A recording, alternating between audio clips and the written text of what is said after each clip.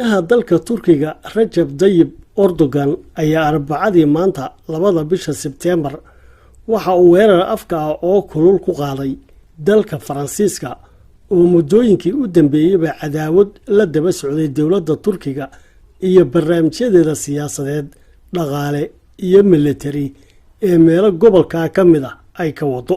madaxweyne Erdogan oo khudbad ka jeedinayay munaasabadda sanadka cusub ee hay'adaha garsoorka dalkiisa ayaa waxa uu Faransiiska ku tilmaamay dal aan si cad u soo waajihi karin Turkiga.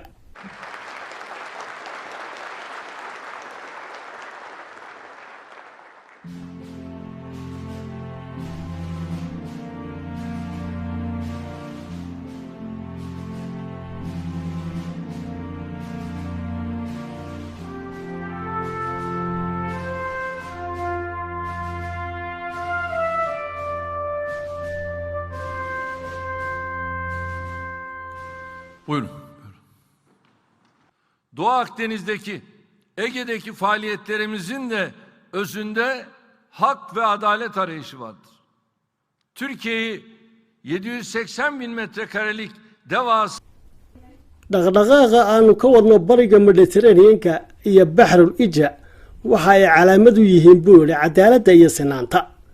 In la iska indhatiro dawlad u weyn sida Turkiga oo kale oo xabsi loo geliyo jasiirad yar waa arrin aan macquul ahayn oo cadaaladani ka fog. sidoo kalena in cid gaarahi isku daydo inay gacanta ku wada dhigto dhammaan khayraadkii badda Mediterranean-ka ee la wada lahaa waa tilmaan kale oo inoo cadaynaysa gumaystanimada cusub iyo himilooyinkiisa. madaxweyne Erdogan oo dawladda Faransiiska u jeeda waxa uu yiri waa nasiib darro in laga fadhiyo waayo dawlad inay cid kale ku daba gabato mooyaane aan si toos ah u soo waajihi karin Turkiga oo kale. dawladda oo taariikh ahaan dhaqan iyo caado u lahayd inay wadamo yaryar oo faqiira foodsaare ka soo dhigato si ay ujeedooyinkeeda ugu xaqiijiso dariiqada. Erdogan oo ka falcelinayay booqashadii Emmanuel Macron ee uu Lubnaan ku joogay 2 maalmood ee u dambeeyay ayaa hadallo duurxula waxa uu ku sheegay in dawladaha noocaasa warbixinahooda diblomaasiyadeed iyo kuwooda siyaasadeed ee khiyaamada ah aanay ahayn kuwo maanta shaqaynaya, mana aha kuwo ay daah uga dhigi karaan dulmigii ay dalalka qaarkood u geysteen, mana aha inay isu haystaan xilligan dawlad weyn oo caalamiya.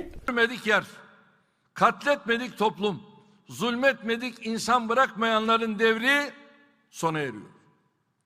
Ne yaparlarsa isagoo xusuusinaya Faransiiska meelihii ay Turkigu dhawaan ka saareen ama ka fashiliyeen mu'aamaradoodii ayaa Erdogan waxa uu yiri waxaanu haatan joognaa Suuriya iyo Liibiya iyo meelo kale oo badan oo aanu dhammaantood doonayno inaanu ka hirgelino cadaaladda iyo xaqa, laakiin dawladda taariikhdeeda oo dhan lagu yaqaanay inay cid kale uun ku soo gabataa maanta waxay noqotay mid lagu soo tuuray hortayada iyadoo isku dayeysay inay xaqiijiso rabitaanka dawlado kale. kuwii nooca ahaa ee aan adduunyada meelna dhaafin ilaa ay gumaysteen oo shucuubtoodana dulmiyeen maanta waxay ku dhow yihiin inay si kama dambaysa meesha uga baxaan. cid kasta oo isku dayda inay caqabado hordhigto kor u kaca iyo horumarka Turkigu waxay ku dambayn doontaa fashilaad. Turkiguna waxa ay sii wadayaan barwaaqayntooda iyo koritaankooda. waxa aan cadaynayaa in albaabadayadu u furan yihiin cid kasta oo amni iyo xasilooni la doonaysa mandaqadayada. waxaana aanu ognahay in quwadayada Ilaahayna siiyay aanay ahayn oo keliya ta gacmaha noogu tarta, laakiin sidoo kale aanu taageero ka haysano mandaqadayadan juqraafiyadeed. Devlet yöneticilerine, mücadele insanlarına baktığımızda hepsinin de en başta gelen vasfının adalet konusundaki hassasiyet.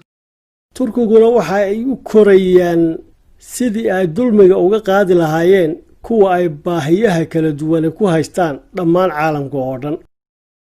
dhanka dalka gudihiisa haddaan ku soo noqdo buuli waddankeenu waxa uu diiradda saarayaa inay hay'adaha garsoorka iyo cadaaladdu hawlahooda u gutaan si habsami leh, taasoo fure u ah sii ballaarinta amniga guud iyo sidii ay dhammaan dadweynaha ugu suuro geli lahayd inay soo gaari karaan hay-adaha garsoorka iyo cadaaladda.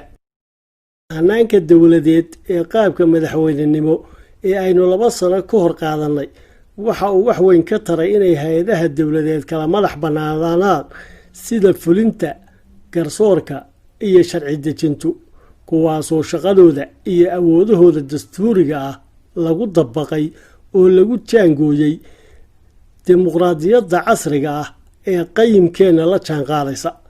waxaa kale oo hannaankani u suuro geliyay Turkiga inay ka hortagaan weerarada siyaasadeed iyo kuwa dhaqaale ee lala bartilmaameedsado, isla markaana aynu awooddeenna iyo kartideenna u adeegsanno qaabkii ugu wanaagsanaa.